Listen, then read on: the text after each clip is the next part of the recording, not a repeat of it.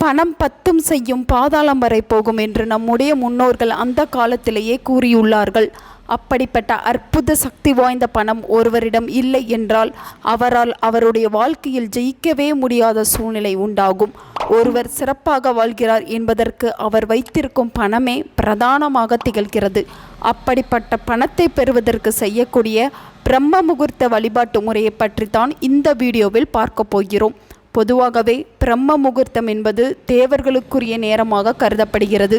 இந்த நேரத்தில் யார் ஒருவர் தூக்கத்தில் இருந்து விழித்து தன்னுடைய அன்றாட வேலையை செய்ய ஆரம்பிக்கிறார்களோ அவர்களுக்கு அன்றைய நாள் முழுவதும் மிகவும் சிறப்பாக இருக்கும் என்பது ஆன்மீக ரீதியாகவும் அதே சமயம் அறிவியல் ரீதியாகவும் கூறப்படுகிறது.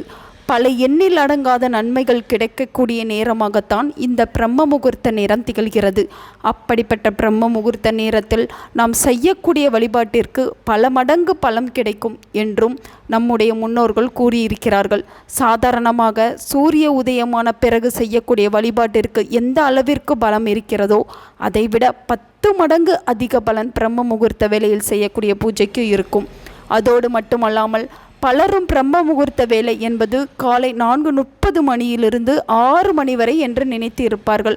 அவ்வாறு இல்லாமல் 3:30 மணியிலிருந்து 5 மணிக்குள் இந்த வழிபாட்டை நாம் செய்யும்போது அதுதான் உண்மையான பிரம்ம முகூர்த்த வழிபாடாக திகழும்.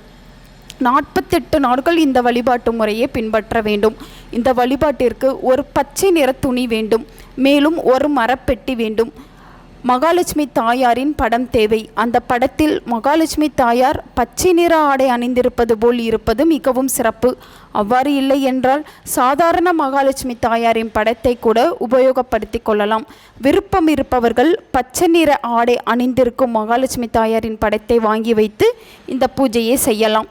பிரம்ம முகூர்த்த நேரத்தில் எழுந்து சுத்தமாக குளித்து முடித்துவிட்டு வீட்டு பூஜை அறையில் மகாலட்சுமி தாயாரின் படத்திற்கு முன்பாக பச்சை நிற பட்டு துணியை விரிக்க வேண்டும்.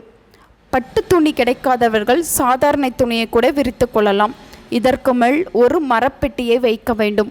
அந்த மரப்பெட்டிக்குள் சிறிது ஏலக்காய், சிறிது பச்சை கற்பூரம், சுத்தமான சந்தனக்கட்டை, வில்வ இலை, மல்லிகைப்பூ மற்றும் ஒற்றைப்படை எண்ணிக்கையில் 11, 51, 101, 501 என்ற எண்ணிக்கையில் பணம் வைக்க வேண்டும்.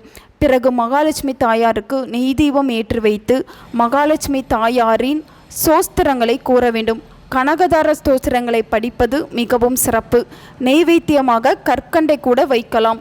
பிறகு கற்பூர தீப தூப ஆராதனை காட்டி பூஜையை நிறைவு செய்ய வேண்டும். இந்த முறையில் தொடர்ந்து 48 நாட்கள் வழிபாடு செய்ய வேண்டும். தினமும் அந்த பெட்டிக்குள் இருக்கும் மல்லிகைப்பூவை மட்டும் மாற்ற வேண்டும். மிகவும் எளிமையான இந்த மகாலட்சுமி வழிபாட்டை நம்பிக்கையுடன் செய்பவர்களுடைய வாழ்க்கையில் பண ரீதியான அனைத்து விதமான பிரச்சனைகளும் நீங்கி செல்வ செழிப்புடன் வாழ்வார்கள். உங்கள் நண்பர்களுக்கும் உங்கள் உறவினர்களுக்கும் இந்த வீடியோவை ஷேர் பண்ணுங்கள். அவங்களும் இதை பற்றி தெரிஞ்சுக்கிடட்டும். ஆன்மீகம் டிவி தமிழ் சேனலை சப்ஸ்கிரைப் பண்ணுங்கள்.